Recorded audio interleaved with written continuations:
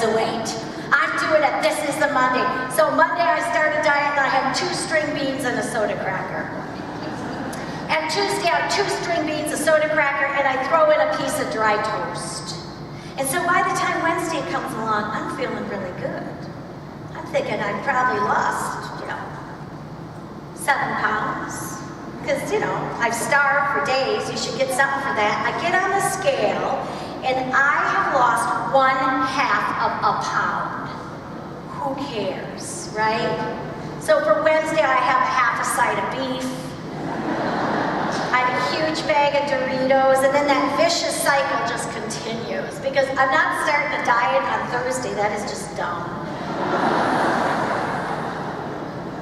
So finally, I managed to lose 5 pounds. And I'm telling you, I got so excited, I shaved my chin and went out to buy a new dress. So when I go to a clothing store, I want the woman waiting on me to be elderly. I want her to be overweight. I hope she has a mustache. This is what I'm looking for. Never happens. Never happens. I always get these young little teenage girls who make Barbie look chubby. And here she comes sailing towards me. Oh, she's all of 17, sweet breath of a girl. She has long blonde hair. She has big doe eyes with long lashes, little turned up nose, white teeth, perky chest, teeny, teeny, tiny waist. And it's all held together with the metabolism of an elephant. And she comes sailing up to me and she says, "Hi, may I help you?" And I said, "Yes, I'd like to buy a dress, something like this." And she says, "Well, great. What size we thinking?" And I started thinking to myself, and I thought, well, if I had my girls, my daughters in a toolkit with me, I might be able to squeeze into a size 9-10. But this girl just blurts out, "What size? 16, 18?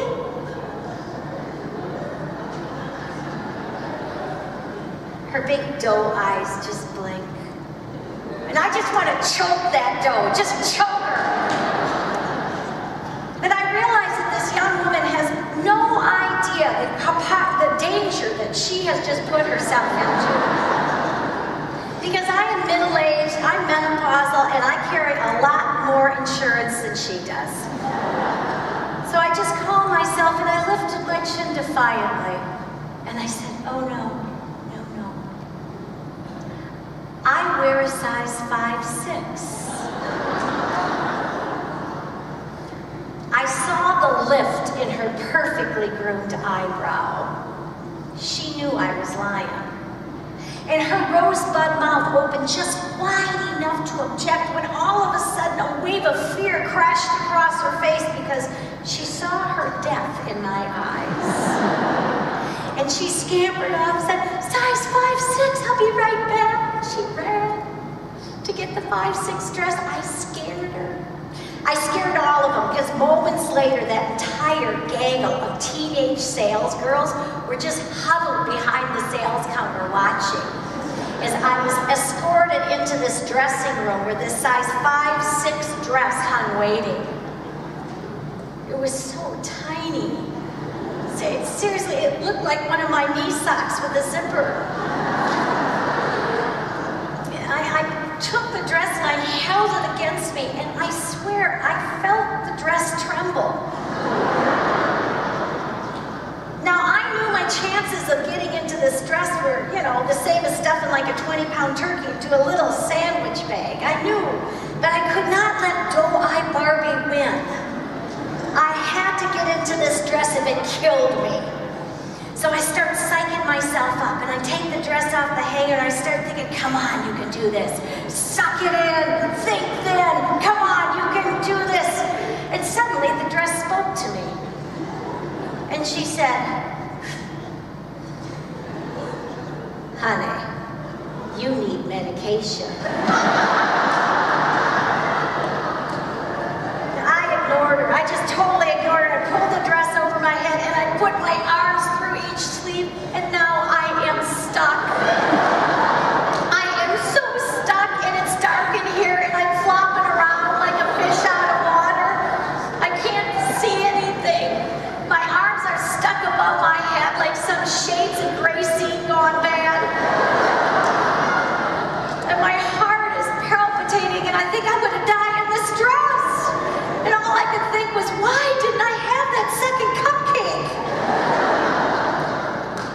dress said, "Focus."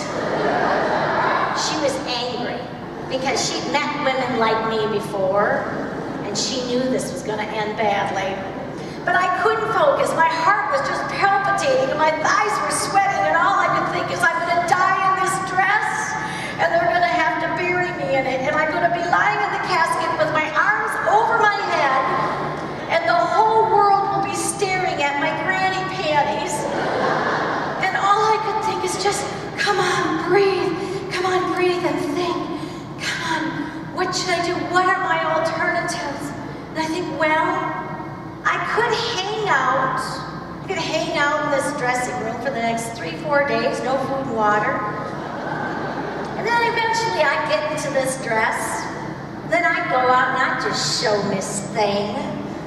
But I think, well, I don't really want to miss lunch. So I realized that my only option I have is that I have to get help. But the first problem is I can't see anything. So I have to line one eye up with a stretched out buttonhole. And then I can't move my legs, so I sort of have to bounce and waddle. So I bounce and waddle, and I bounce and waddle, and suddenly I feel something slither down my thighs. And I realize that the worn out elastic on my big girl panties has finally given up the battle and has surrendered in a puddle around my ankles. So it is not bad enough that my arms are stuck above my head. I am now officially debriefed.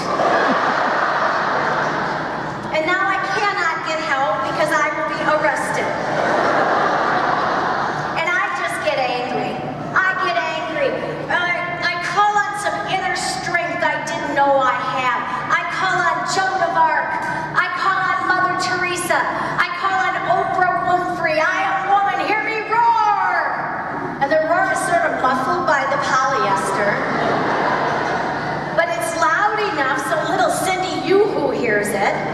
And she comes over the curtain and she says, "Is everything okay in here?" And through the buttonized hole I said, "Fabulous! It couldn't be better." And I waited until she left. And then I bounced and waddled, and I bounced and waddled, and I backed myself up to the wall of the dressing room.